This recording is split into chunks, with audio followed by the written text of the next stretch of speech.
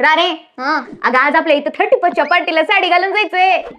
मी मम्मीला साडी मागते. अगं कशाला? मी आणलेत की साड्या.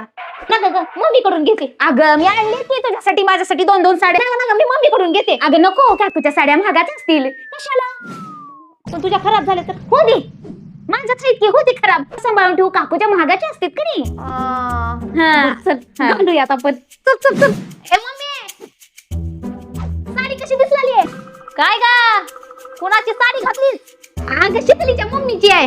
अगं घरात का कमी पडलं होतं का लोकांचे बदगे उचलून घालालीस? अगं मम्मी मी मागितली नव्हती, शीतलीने स्वतःहून दिली मला. नाही हो काकू, असं काय बी केलं नव्हते. हिने काय म्हणली माहिती का, माझी मम्मी मला साड्याच देत नाही. माझ्या मम्मीला कपाटातल्या साड्या काढलेल्या बाहेर आवडतच नाही.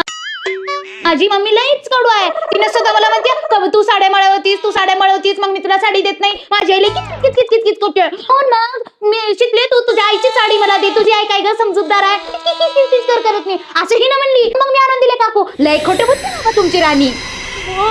काय कष्टानं वाढवलं केलं आणि पोरगी बदनामी करून सुटणाऱ्या नाही तिथून आणून का उपयोग घातलं. बाय पोरगी बदनाम करणारे काय तोड दाखवू मी लोकांना.